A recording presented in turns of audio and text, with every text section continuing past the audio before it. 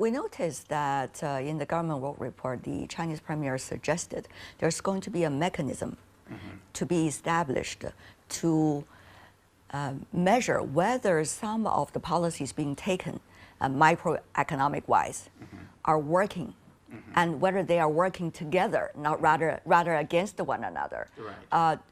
What are some of the necessities to put these mechanisms together? What needs to be the factors within the mechanism to give a more realistic measure, assessment of what is really going on? I think one of the very important indicators about whether the economy is doing well or not is whether households are spending.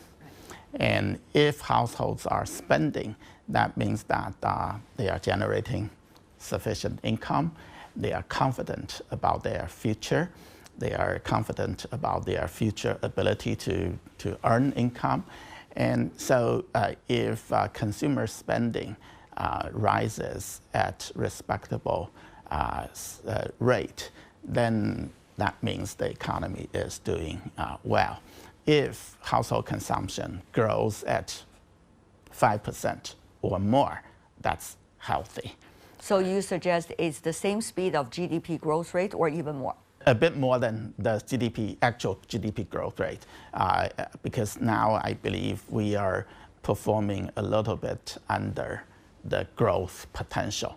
So if domestic consumption, household consumption can grow a little bit faster than the current GDP growth rate, that will be a very good sign. But last year, the official number was 5.5%. In your theory, it is not a bad number.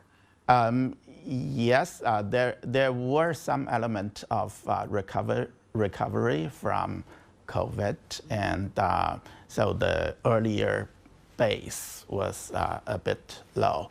And 5.5 growth in household consumption is not a bad number. In an earlier economist conference, Professor Bai, if I remember right, you said something like one of the barometers to measure whether a local government official is doing well or not should be related to his or her performance of encouraging consumption of consumers. Right. A lot of people are trying to find out the details as to how that can be measured, first of all, and whether this is going to have a possibility into the performance page of that specific local government official. Consumption is different. Consumption decision, household consumption decision, is made by households. It's very difficult for local government officials to dictate, but they can sort of influence investment more easily. So this kind of indicator, as a performance indicator, promotes longer term planning. You have to convince local residents that you are making investment for the long run, then they have confidence about their future, then they are willing to invest. Every year we announce a household consumption data, but there is a time lag. It will take 6 months or so to come up with the data for the last year. And also we don't have local level data. There's some local level data, but they are not perfect. They are not of very high quality. So first of all, we need speedier availability of household consumption data. Secondly, at more disaggregated level, say at the county level. If at the county level you have reliable data on household consumption, then that can become a performance indicator. So this is one requirement. Secondly, local governments care a lot about their tax revenue. Right now, many of our taxes, for example, value-added tax, consumption tax, are based on production. We collect the tax revenue from the producers instead of the consumers. So that gives local governments natural tendency to promote consumption just to get more tax revenue, to promote production to get more tax revenue. So if we can change the taxation system so that tax revenue is based more on local consumption rather than on local production, then that will give local governments some more incentive to promote household consumption. Where should be the test and trial for this possible policy? Some people do suggest, among these people, that we experiment in some regions to see, we improve the quality of the statistics. We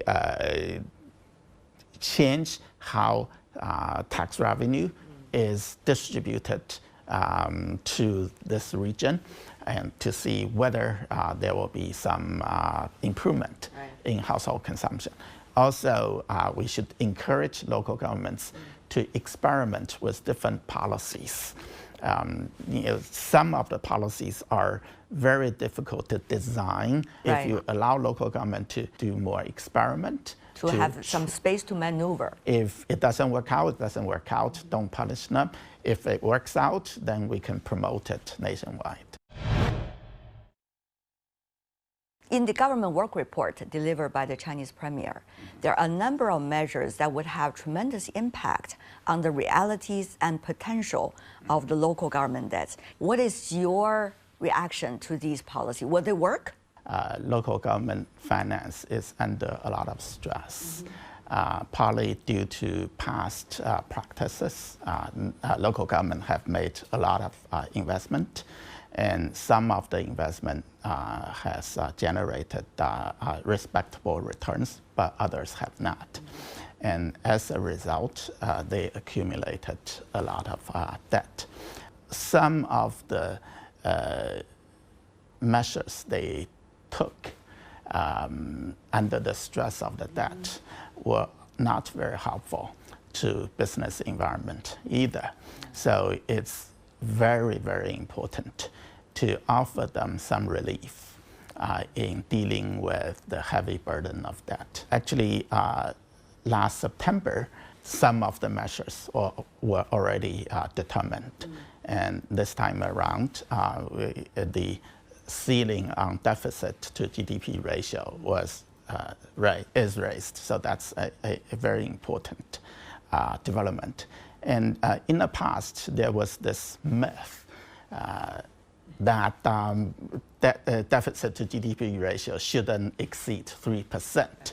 And a lot of economists have been arguing that under special circumstances, it's not that bad a problem to let deficit to GDP ratio to rise temporarily. Let me just read out some of those sentences coming from the central government report in terms of which area of innovation the central government is looking at with great potential. Here comes biomanufacturing. Yes. Quantum technology, embodied artificial intelligence, and 6G technology. Now, these are areas that the central government looking very closely for potential of innovation. Should the local government money be put into these areas, or actually let the private sector to play along? So for these 4 areas, biomedicine, you just need to create a good ecosystem, a good market system, pricing system there. So I don't think a lot of... Then quantum technology, that's more basic research. Quantum technology, even the basic research is still very much needed. There, the government should support the basic research on quantum computing. For embodied artificial intelligence, there we need to be careful. Otherwise, you can have a lot of overcapacity in the future. And for 6G, you don't expect a lot of developers of, normally it's concentrated. Infrastructure. It's infrastructure. So some kind of support is needed. So it's all case by case. There is no one-size-fits-all rule. And that's where the difficulty is, how the government can develop a set of rules to govern what kind of support to offer. Are we going to see, Professor Bai, as a result of whether it's local government debt issue or investment for the future, a very unique way of look at the role of the government in the next few years compared to most of the other economies? In some cases, I think the government actions are very productive. In earlier years, when infrastructure was in very poor condition, government push to build infrastructure was very important. So as a result, we have developed a system of very good quality physical infrastructure. So that's good. But then after you have built a lot of roads, bridges, and ports, further investment is doubtful. So this is the difficult issue. In the initial stage, they play a positive role. Then the question is when to stop. In some other industries, for example, for EVs, initially, without government subsidy, there's no hope of developing EVs. No one will build charging stations because there are too few cars, and there are too few cars because there are no charging stations. So you have this trap there. So to get out of the trap, you need some big push. So local government or central government push is useful. But after a certain stage, they are already there. You don't need to build a factory in every province. Then the question is, can you stop the local government? So it's case by case and also stage by stage. Right. As you know, Professor, China's export to the rest of the world actually has been doing very well, despite of uncertainties, geopolitics included last year. That means China did very good job in tapping into the potential of the regions in which it has not necessarily dealt with very well earlier, for example, in the Global South. But the question is, if that picture remains for the year 2025, how much space can China still tap into? One thing is that Chinese enterprises are becoming very innovative, and they come up with very high quality and reasonably priced products. So Chinese products are competitive. At the same time, Chinese manufacturing has been growing very fast. We are a large player in the manufacturing sector. Chinese manufacturing output is about 1/3 of the world manufacturing output. And given our size, any further expansion cause an impact in the world market. So we need to think about these consequences. In the past, when we face obstacles in exporting to some countries, we invest in other countries, trying to get a roundabout way. In the future, this may become more difficult because they impose further barriers. So that's, I think, given these potential problems, developing domestic demand is even more important. Even though opening up is really important, but the political reality is there are going to be obstacles. You have been working with entrepreneurs, including many of your students, actually. Their businesses are going global. This round of going global overseas is very different from the earlier round. What do you think are some of the biggest challenges and opportunities that these businesses can have? How about their sophistication this time around? When an economy develops, some of the enterprises in the economy becomes very competitive. They develop good technologies. Their products are good, so that there are strong demand all over the world.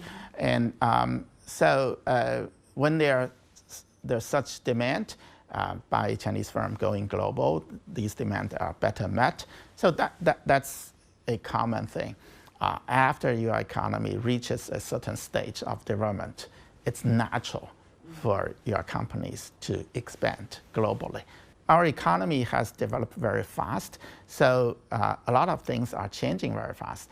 Even going abroad is very sudden, and they should also realize the challenges they will face and try to work with people who are more experienced, with partners who are more experienced, either local partners or multinational companies, or they should invest more in the training of their managers and their staff. Your institution, the School of Economics and Management of Tsinghua University, is well known all over the world for your capability of connecting the world to your educational institution. Now, how much opportunity do you try to create for your students, for your researchers, so that they can be connected with the rest of the world and offer the talents for the rest of the world to be able to enjoy your platform as well? We work with a lot of multinational firms. They serve as our advisors. And by communicating with them, we learn this different perspectives of thinking about the same issue. It's really important to understand how other people think about this issue. Sometimes you know, sometimes you really learn. So that's, we ask our students to acquire that ability to think about how other people think. So that's a very important skill for our students. And also, we mentioned that some Chinese firms are going global. And when they manage their businesses in a different country, they will need local talents.